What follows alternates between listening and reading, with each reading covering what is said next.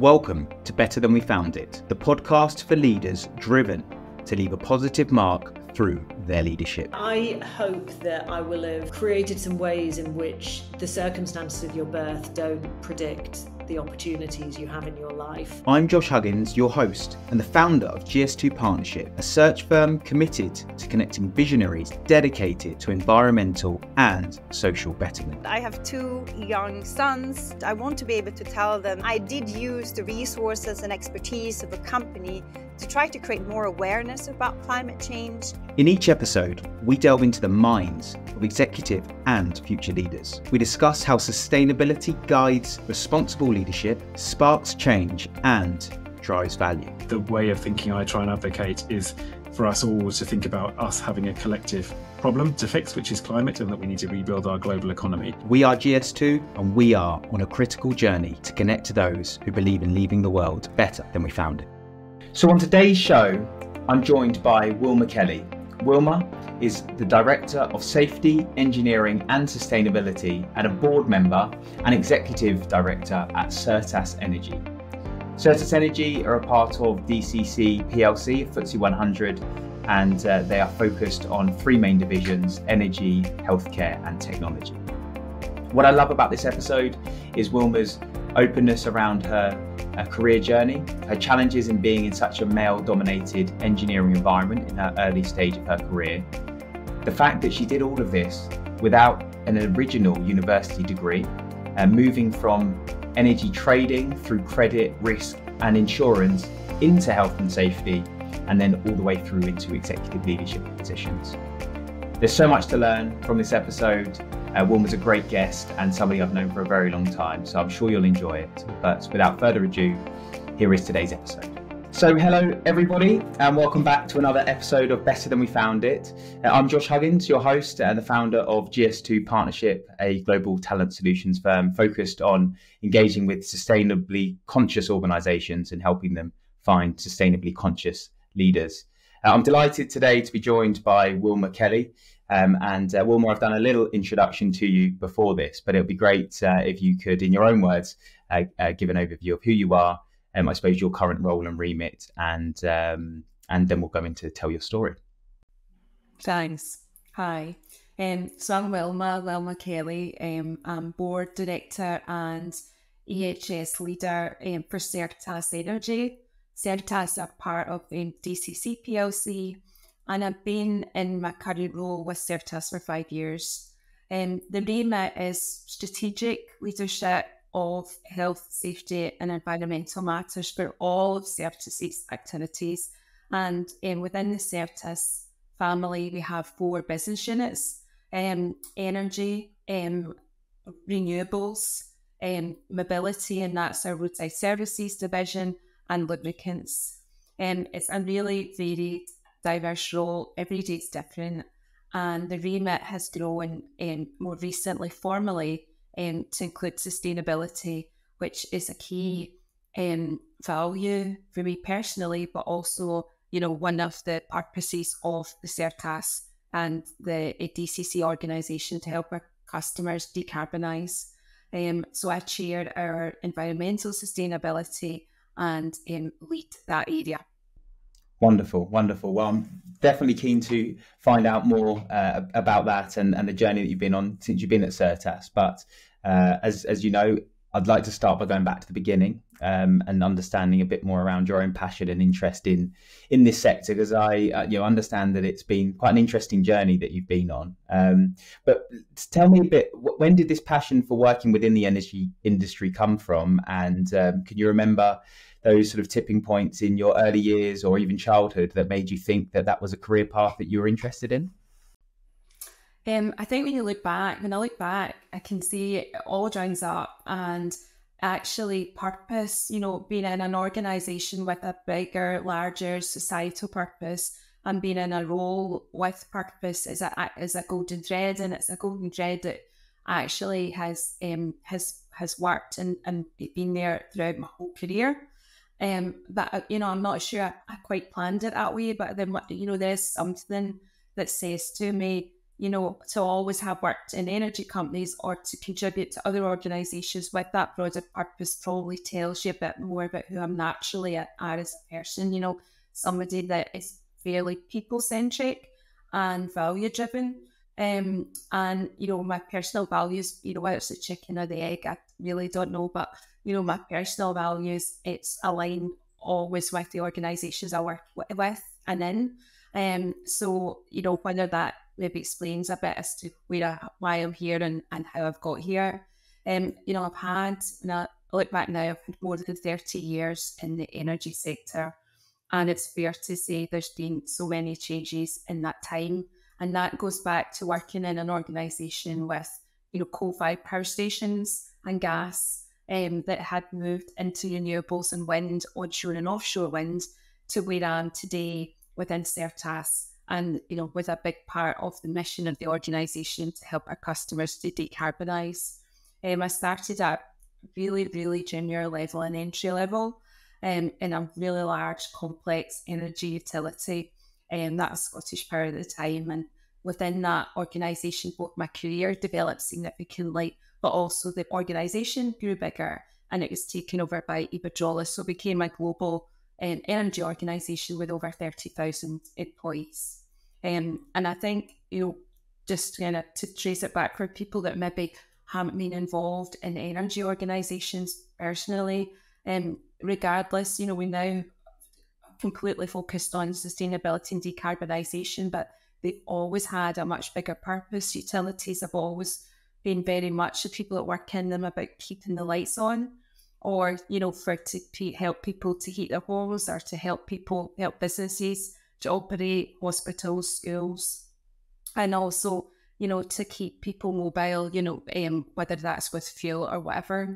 So the people have this, going the extra mile perspective. I mean, when you see we've recently poor weather and storms, any of the distribution businesses, including us in Certas, the preparation that goes in to working through that period for customers, to making, the energy network as resilient as possible, and quite literally working 24/7 to restore power when things go wrong. It just becomes part of the value. So growing up in those environments, I think it reinforces how important organisations are to society and the bigger contribution that they make, and the important contribution they make. And I think for me, that motivates me incredibly, and keeps me doing what I do and enjoying every day. Yeah, thank you for sharing that. So going back, I suppose, before joining the energy industry in your childhood, how clear were you of getting into energy? What did your parents do? Tell us a bit about what childhood was like, and how your passion started forming. So it would probably at that stage, I didn't particularly have a focus on that. Because of my background, I wasn't able to go to university. I had quite a humble upbringing, and so it's really about getting as good an education as possible. I actually enjoy learning and educating, and then going to find a role in work. And it just so happened that I was able to live locally, and I was able to get a role in an energy organisation. I was certainly excited by the prospect and the fact, just the size and the scale of the organisation. But in that time, it's fairly well dominated an engineering organisation. And so at that stage, I was at an entry level. But, you learn everything you do. You look back, regardless of how junior your role is, it's important. And you're learning from everything. And I think just being in that environment opened my mind to, as I said, the purpose of the organisation, and the fact that through our role, our personal life, but also our career, we can make a difference. For sure. And this was in Glasgow? Is that where you grew up? Yeah, from Glasgow. Yeah, for sure. Understood. So this was in energy trading when you first started. Is that correct? I moved into that. I started. It was engineering. So if you think about a distribution network operator in today's world, the company that are responsible for the infrastructure and all the operations, design, upgrades, construction, maintenance, So I worked in there as an administrator and moved into finance. And at that stage, I became qualified. I studied and I became qualified and operated, FTSE 100 organisations at that point. So working at the centre of that, you certainly learn a lot in terms of the governance, the importance of accuracy, and just the financial aspects of the organisation. But after that, I moved into audit, and then when the energy markets opened up in 2001, so still a long time ago now, and the new energy trading arrangements, which included energy trading, and I was asked to lead credit risk management for that, and I moved into that area, and again, another complex but incredibly exciting area. For sure. So just because I suppose this is an important part of the leadership journey. So at this stage, you weren't degree qualified. You hadn't been to university, but you were given responsibility for something that in credit risk, I suppose, finances, and now the type of role that I suppose now would be a graduate would be. A graduate qualification would be needed. What was it that you think made you somebody that they trusted to progress and to take that role and remit? Or what did you do to position yourself to allow you to get that position? I think so. Stepping back at that stage, no degree, started work without a degree, worked and had a real open mind to learning and curiosity. And so I became a qualified accountant. So I think, working at that level, you then have the financial qualification and acumen and business acumen. At that stage as well, I moved into internal audit, and we worked with Ernst & Young, and Ernst & Young they did some of our extra internal audits, and they also trained with them. So that allowed me then to, with financial and operational audits, that allowed me to then learn more. And I think people could see that I was dedicated, hardworking, capable, and you'd start to then demonstrate a good business understanding. And from there, as it opened up, the credit risk and the energy trading, financial skills were very relevant, but also equally someone who is motivated to learn, develop. And I think collaboration is a big part of it. It's important to me that I work with people well, and people could see that. I think when you do internal audits, it's the way you do them, your demeanour, the way you work with people, the way you learn from people, you listen. I think that's really important. And then moving into credit risk management, I think I worked with the US subsidiary at that time, over 5 states in the West Coast, and they were very experienced. So I worked with them. I think that willingness to learn from others, to get the right processes in place, was probably another reason why I'm successful in that role. Sure. And you touched on it earlier about it being such a male-dominated environment. So tell us a bit more about that. Coming into something that was, I suppose, quite technical, male-dominated engineering backgrounds as a young female there. Firstly, can you remember how many other females there were in the teams you were within? I'm sure it was a small number. And how did you navigate your way with that barrier, or perceived barrier anyway, in front of you? So you're right, certainly, and there was far fewer females than there are today, and we've still got a job to do. I think it's diversity in general. So it's fair to say, I personally have had so much support. I've had a fabulous career, and it's been inspiring, and I've worked with great people that have seen things in me that sometimes I've not always seen myself. So at no point did I ever feel that there was any disadvantage. I think it's just believing when you don't see people in roles, you don't see people that are like you in roles that you may think you would want to do. It's hard to see how you reach them, but life's incremental. I think certainly both in the energy industry, but also health and safety leadership, it's always been traditional male roles. But I certainly in the last period of time, there's a better balance. I think for people in everyday life, and it could be people that have disabilities, it might just be people that have different things. People are overcoming barriers all the time, and some of these are tangible. They might be to do a certain thing, you need an exam or a certain qualification or a certain thing. Some of these are intangible, they may be perception. But I think, my advice to anybody is just focus on being the best version of yourself, be authentic, play to your strengths, and, and working, I'm being fortunate to always work in a really supportive environment. So certainly that's a factor, always to have good role models generally and to have mentors. And I think having people to help you and to guide you and to navigate into where you want to get to is definitely something that I would recommend to others. Sure. And we'll come on to talk about the transition from where you were into health and safety. But I suppose the first question for me is, when you were starting to go down this progression path, how clear were you on where that would end up, or the roles that you were aiming or aspiring to be, without those role models, of course, but was health and safety the type of position that you thought you would end up in at that stage, or what else were you considering or thinking could be the route you would go down?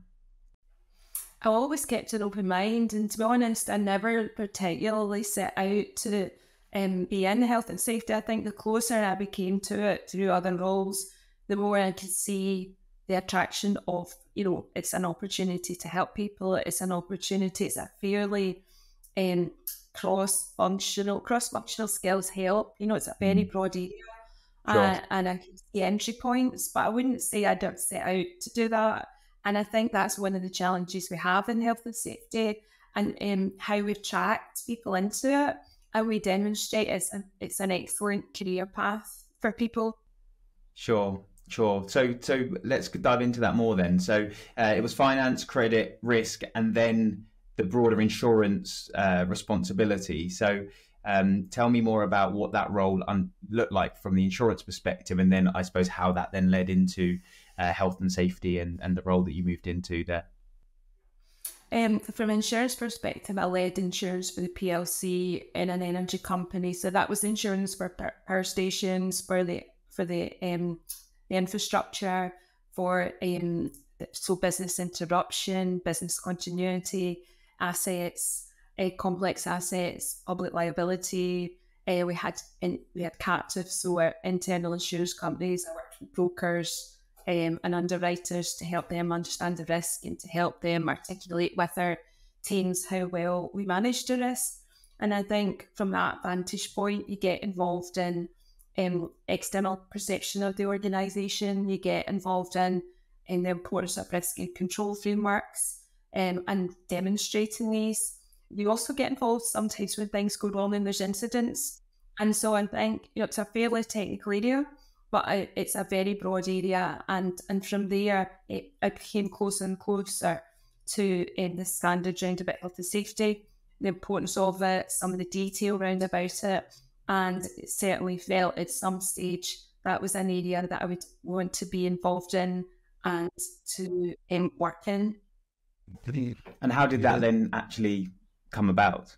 What was the point? Well, so I think there's probably two aspects to moving into health and safety. There was a technical qualification part of it, so I started to study and work towards what was my English diploma, so that I had the academic side of it. And then I think there's a practical experience to work with the people in the business to understand more about it and see how you can contribute. As part of the Bajola takeover, the insurance role was a bit smaller. It folded into the group programme.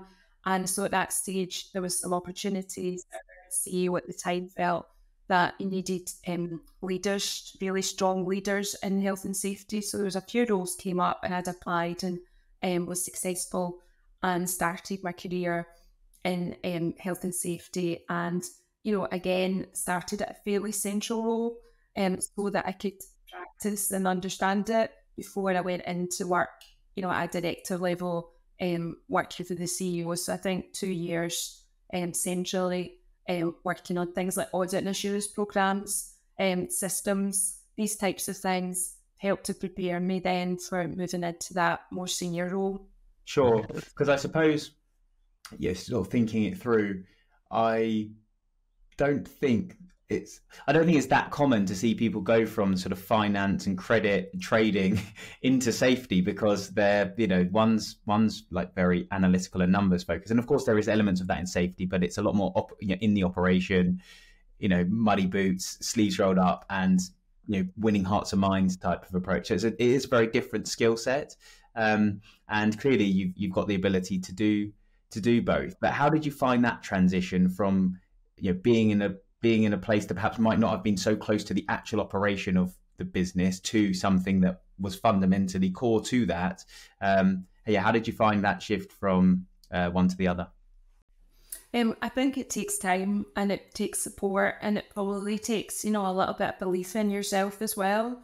I think also, the insurance work was a good bridge to it. I spent a lot of time in the power stations talking about asset failures and modes of failure and what could happen scenarios, and walking the floor and out in the operations and understanding it more. And I think having that, I'm a lifelong learner, I enjoy learning, having that curious mind and having partnerships with people who help you to learn. It still was a big transition.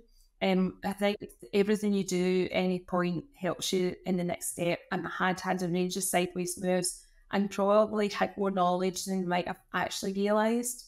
And I think having a mentor was really useful, someone that was experienced in that area, that spent time, and you could just ask questions, or you would go out and do site tours with. That was incredibly important as well. I use my network. I like to, always feel anybody in my network, if I can help them, I will, and vice versa. So I reached out to people in my network just to pick their brains on things. I still do this today, and think, health and safety is such a big area, and nobody has all the answers, and it's important that we learn from each other. So I think that's a very important part of that leadership. But I think when you break it down, there was a lot in operational risk management and data and legal frameworks in audit and assurance that was altogether relevant. And over time, you just build up your capability, and that's the approach that I've taken. Sure. And I suppose any mistakes that you made early on, or things that you realised when you approached something that actually that was a real pivotal learning moment for you in that transition to health and safety, or I perhaps need to do something with a slightly different mindset, or what were those early stage challenges that you found? Well, I think that you learn more, don't you, from anything that goes wrong than from the things that go right. So I don't think there's anything sort of one moment. I think incrementally, as people challenge you back on things, because I think the important thing about health and safety is to be pragmatic as well, and to be proportionate. And, I think as you get out with ideas and you test these ideas out with people, and they push back and they tell you, well, actually, we couldn't do that practically, or that's not going to work for these reasons. It's a bit of a fusion. I don't think there was any one moment, but absolutely every day's a school day. It still is. And I think, even as we evolve in the industry and technology, no one person knows everything. So you're applying what you know. And then it's really important that you're consulting with the people that are actually operational at that stage, and you're listening. And that's ultimately, I think, how you get the right outcome. For sure, yeah. And I suppose that's probably one of the biggest hurdles or challenges I hear from operational leaders, when there's perhaps safety performance or safety leaders that aren't aligned to them, is that they're telling us what to do, but they don't know what we do, and actually being able to understand that and facilitate what they do better in a safer way is actually what great safety leadership is, rather than the rules and regulations and stopping people doing stuff. So I get that for sure. So interestingly, you mentioned there, so the roles previously had been senior, of course, but this new role that you moved into after the couple of years of transition was an executive role, directly reports into the CEO. How did that, I suppose, step up in responsibility change your outlook on your function, when you also had the wider organizational leadership responsibilities? And could you tell us a bit more about that part of your journey? Yeah, I mean, any leadership role is a privilege, and certainly executive leadership, absolutely. And, you have that wider purpose, and it's important, that you're visible in a way, that you're receptive, that, people see you as somebody that they're approachable. I think, you've got a remit to contribute to the wider business. So you sit around that table because you have your role, but in actual fact, the discussion's there to contribute more widely. So there is a bit about making sure that you've got the right business knowledge and you do that in the right way. I do think you need to empower your teams in that regard, because there's not the same capacity as part of the executive team. You don't have the same capacity that you would have had or I would have had beforehand. It's important that teams are empowered to make decisions and to work, without intervention if need be. And communication's key to communication and an open mind and that continuous learning, utilising your broader network, similar to the transition to health and safety. Utilise that broader network, utilising feedback.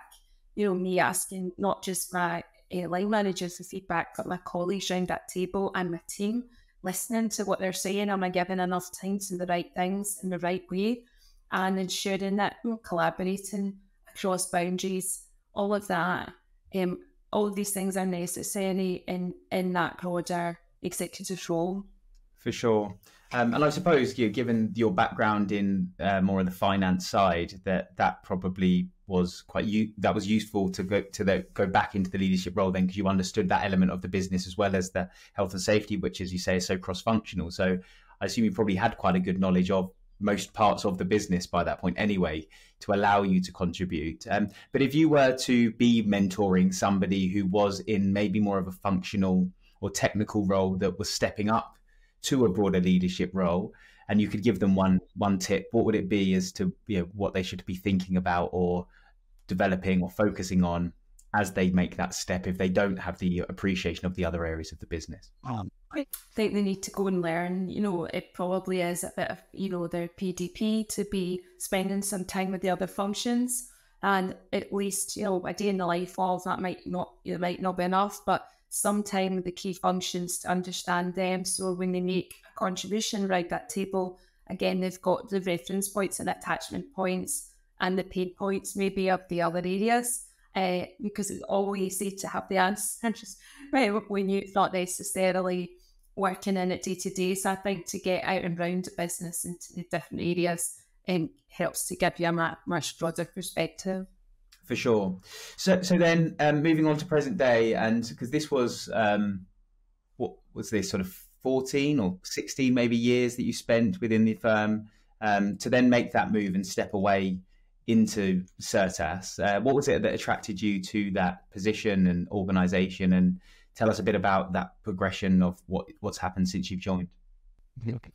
But right away, even from the start, from the initial advert, the initial interview, I could see the commitment from the leadership team and through the interview process from the board and from DCC, PLC, the parent, just that commitment to safety, to sustainability and to doing the right thing. And, I could see an organisation with ambition and purpose and a pathway to helping customers decarbonise. And from that perspective, I found it, really compelling organisation, and I was delighted to have the opportunity to be appointed into my role and to lead HSE. I felt it was a good combination because my background, I was bringing things to the table, but at the same time I had also, just as I talked about the advice I give to others, I give to myself, I had a lot to learn, and I'm taking that seriously as well. And, subsequently, and that I'm in 5 years now, subsequently, all of that has progressed. And, I've joined a board. I'm now formally leading engineering and also sustainability for Certas. And it's been an absolute privilege to be involved. I've learned so much as we move into renewables and solar, PV, HVO. There's much more to learn.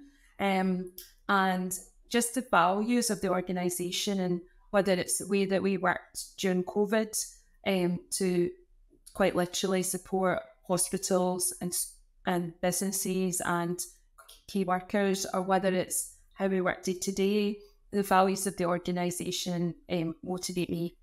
And certainly just now, we want to lead businesses to invest in, clean energy and solutions. And, I very much feel part of that and part of that energy transition. So it's been a great choice for me personally, and a real opportunity for me picking up this role and being here for 5 years. For sure. So to dive into one of the points you mentioned there was around, I suppose, moving into the board level remit and responsibility.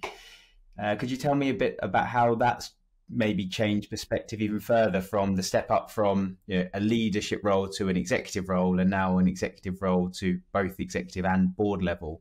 How has that changed things, I suppose, the governance side, and looking at it from a slightly different area and angle? And how does that actually work in reality with your executive and board position within Certas? Then what changes does into the level of responsibility and accountability, and to that regard, there's definitely, being close to that training and development, which and keeping that refreshed. So that is all important and part of that journey. I think also, you work strategically anyway, but again, a broader strategic contribution to energy transition. It affords me that opportunity to do that as well. And again, we're fairly diverse, and diversity and inclusion and equality build part of the values. So being leaders in that regard, we have a part to play in how we lead that for our organisation, and again for the wider organisation and society.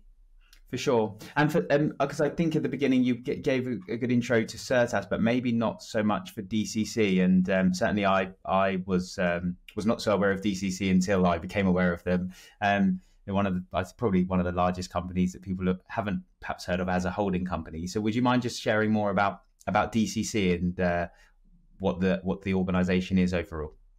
Yeah, so DCC is FTSE 100 PLC.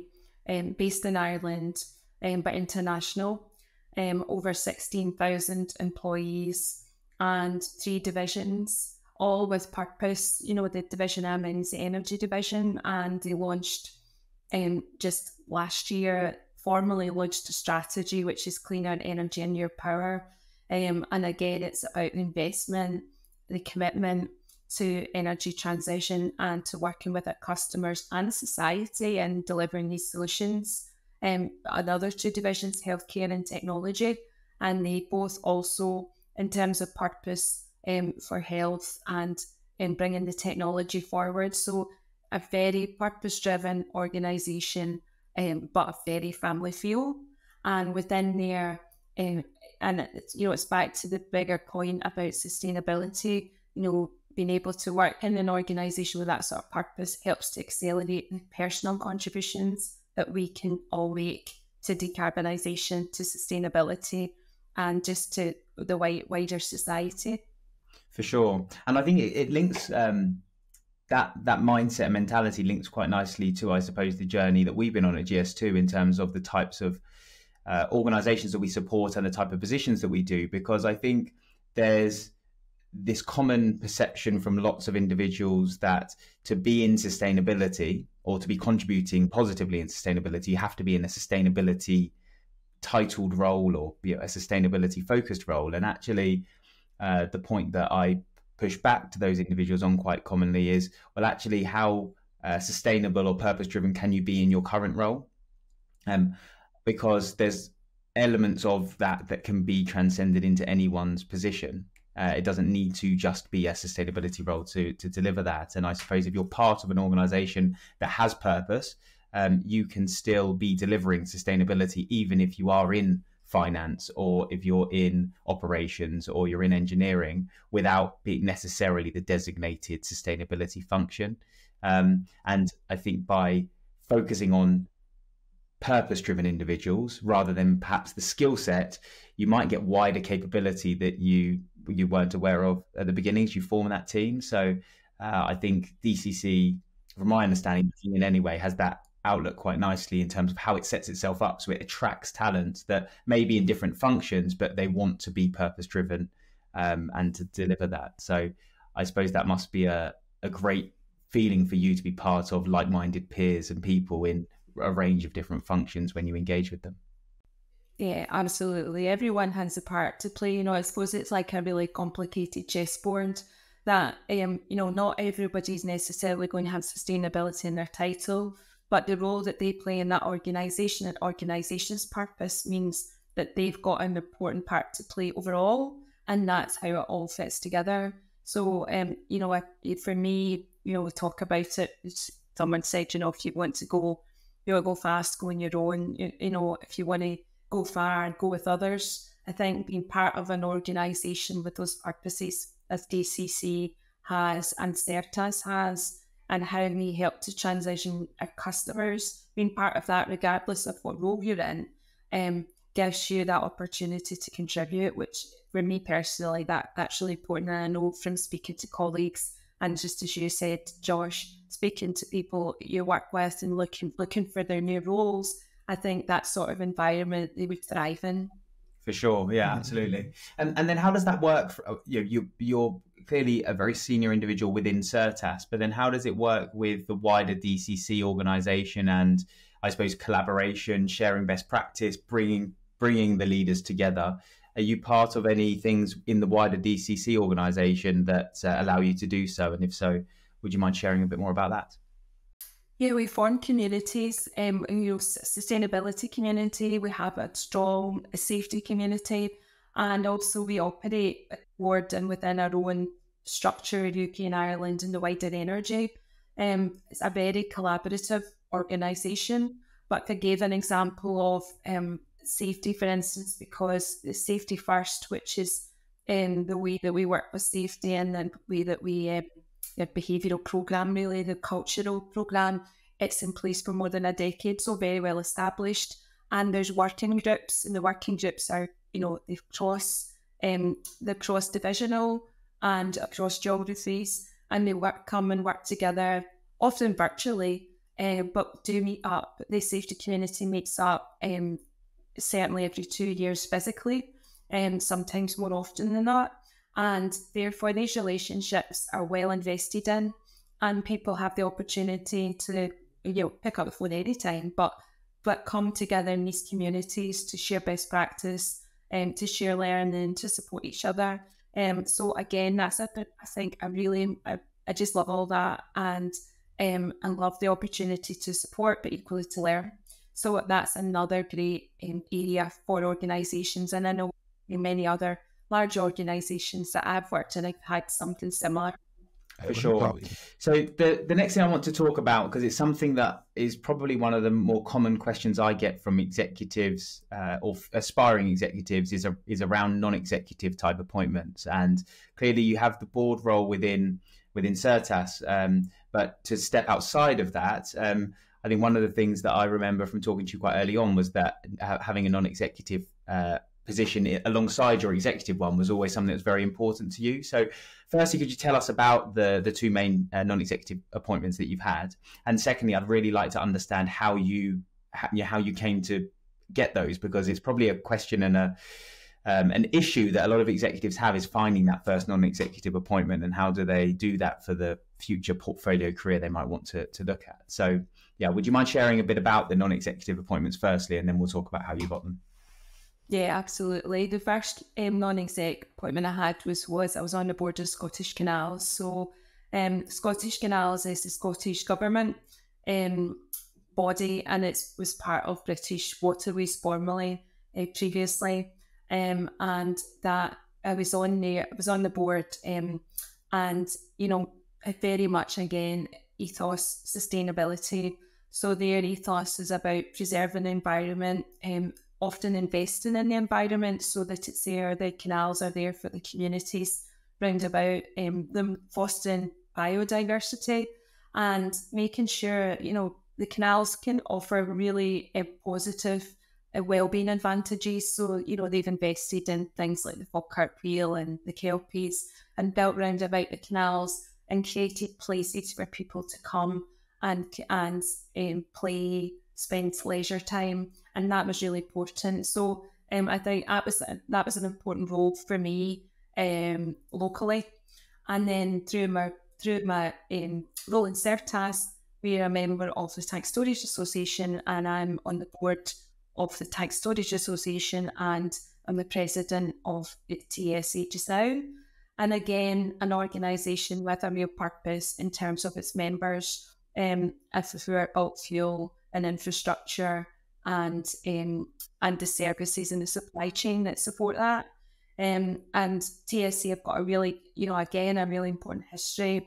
They were one of the founding members of the COMA Strategic Forum, and they continue to boost and champion both energy transition, diversity in the sector, skills, how they promote and attract people in. So again, a really important purpose and something that I feel, it's mutual. I think you get back what you put in, and you go along with the mindset that you can help and contribute, but you always come back with, new ideas and sharing best practice and working with others. So it's, it's mutually beneficial. For sure, yes. So tell me, so the first one with the Scottish Canals, so how did that come about? Because as I say, it is something that a lot of people I know want to do, but they struggle sometimes to get that first position. So how did you secure that? So it's a competitive interview process, and all the roles are advertised, but I would say there's a high demand for them. I had taken the opportunity prior to advertising, because I think it's always good to think, if you can, are you a fit for something before you necessarily apply? And there was some board shadowing opportunities where you could go along for 3 or 6 months to sit and observe the board, and it was a developmental thing. So I'd done that in my own time and felt that was useful. It gave me a sense of the culture and also of the mechanics of the non-exec roles and what that would look like in terms of contribution.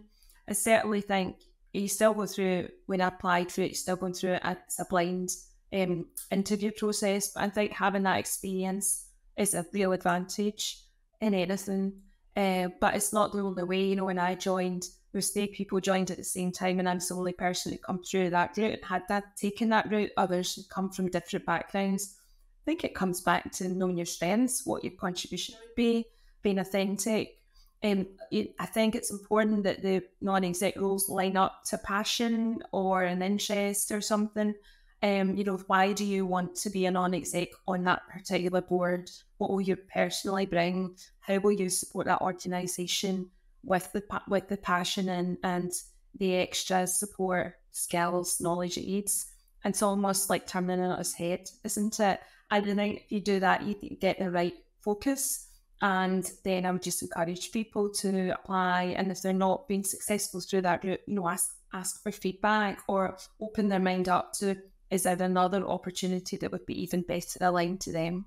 Sure. So I suppose with that, leading with purpose first to create the opportunity rather than just getting any opportunity as a non-exec. Yeah, I think that rings true, because it is.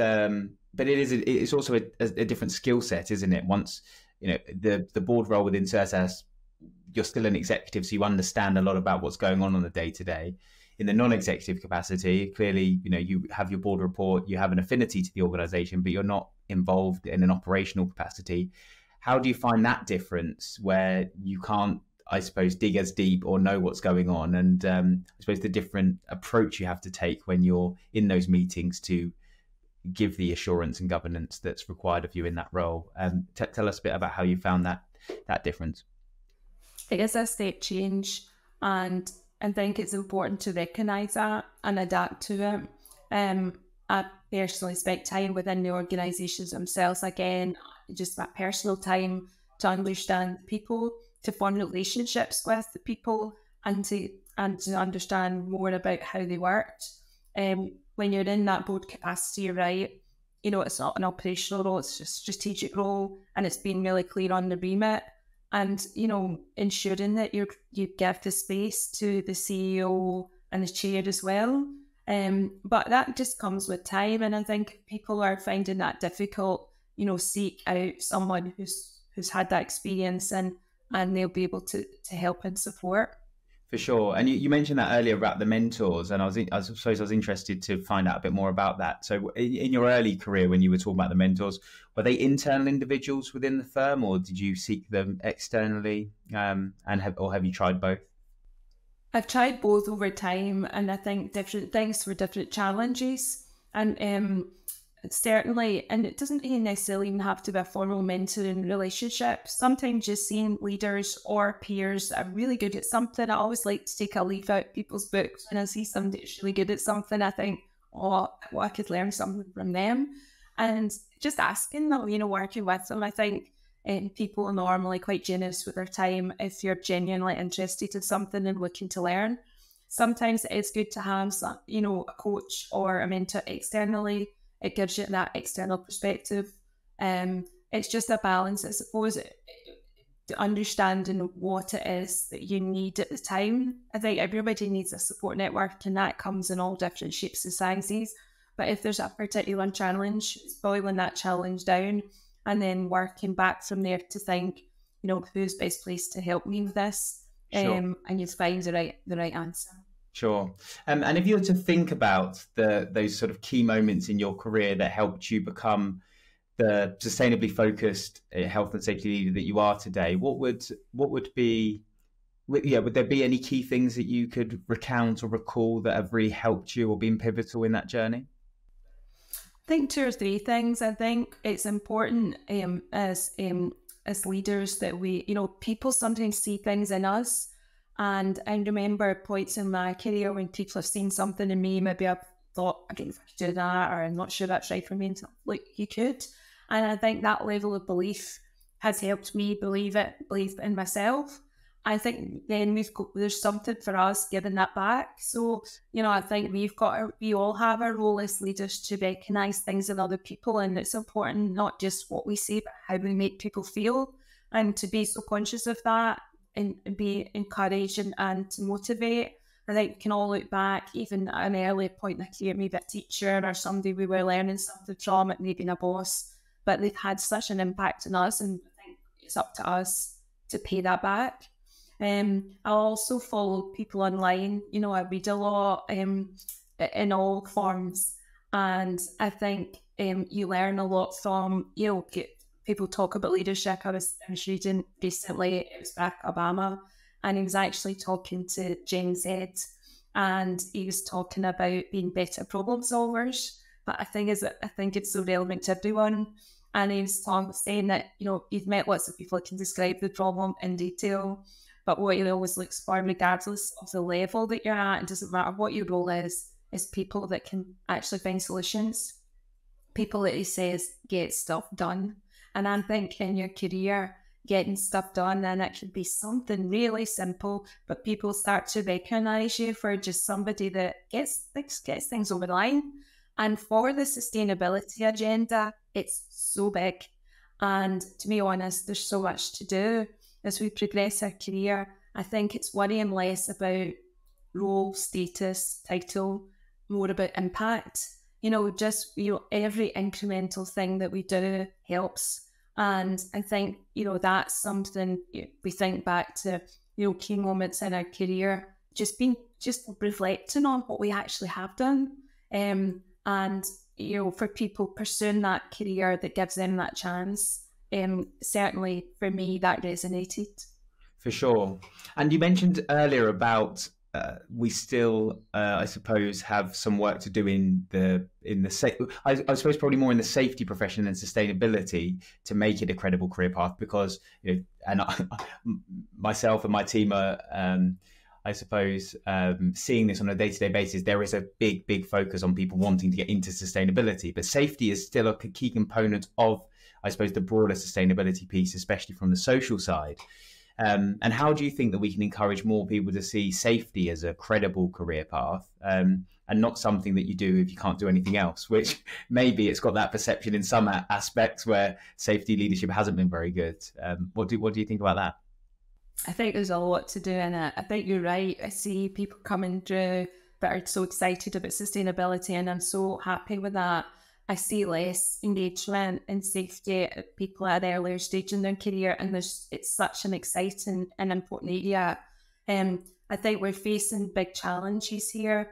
And if you just think about the transition to cleaner energy, that brings engineering and safety challenges. And so bringing safety professionals through and building up skills, because there's been, people leave the industry, retire, COVID seen, a lot of people with a lot of experience leave and we've really got a job to do to attract people in.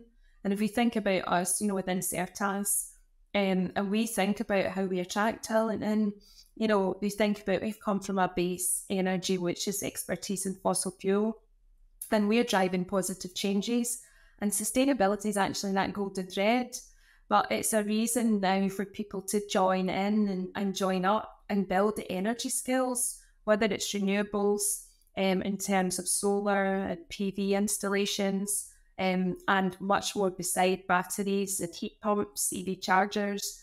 All of that needs safety professionals supporting that right through that life cycle, from design, installation, commissioning, right through to maintenance. And we think about HVO, that's a renewable, it's a renewable drop-in fuel for decarbonisation, understanding these fuels and the part that they play in decarbonisation. So, we've got a big job to do, and maybe it's communication, and maybe it's placements, maybe it's role models, but to encourage new talent into the industry and to reskill, supporting the development needs for the skills and the expertise we need. That would be really important to accelerate decarbonisation and sustainability. For sure. And I think it probably links to what you were just saying there, but I think also that education piece.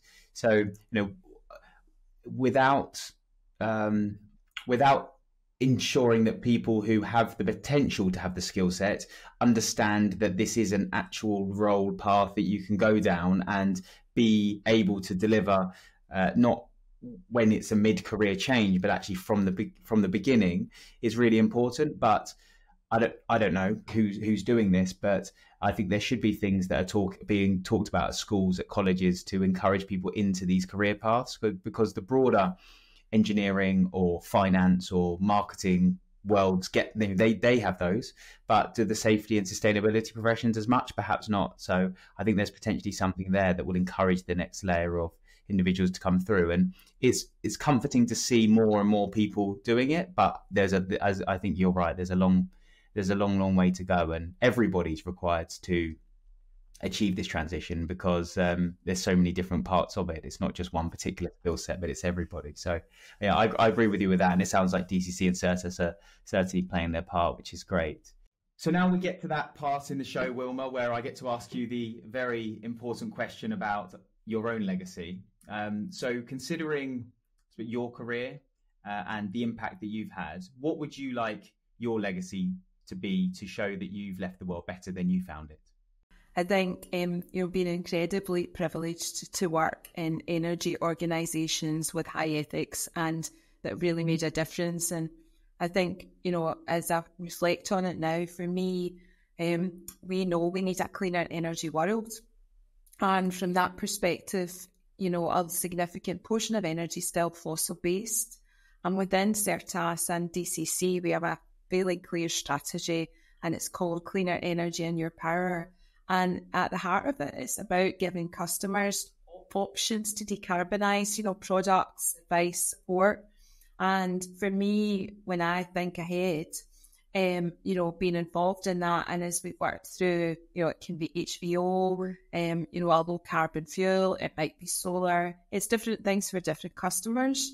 But to be part of that and to be able to say that, working as part of an organisation with a societal purpose to help customers decarbonise, and being able to lead aspects of that. When I look back, I think that is definitely, being able to leave things better than you found it and be part of my legacy.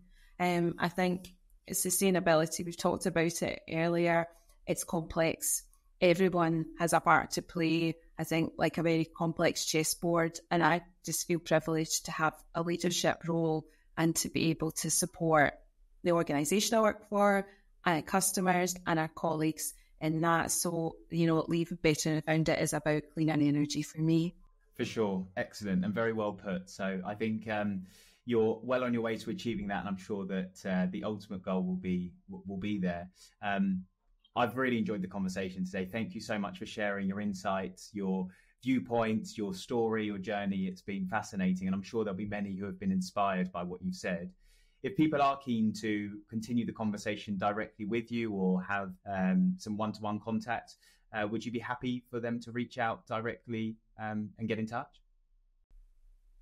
100%. I think it's great. And the more we work together, we get further. So, yeah, very open to any communication and updates. Thanks, Josh. Wonderful. Well, I'll put a link to your LinkedIn profile in the show notes so that people can navigate to you.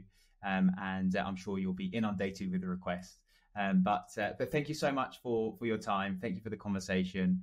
Can't wait to hear how the journey continues over the coming years. And I look forward to catching up with you soon. Thank you for joining us on this episode of Better Than We Found It. I hope you have found value from this to support your own purpose-led journey. This episode was brought to you by GS2 Partnership, my organisation focused on providing talent solutions for sustainably focused organisations. We are driven by our purpose of connecting the people who believe in leaving the world better than we found it.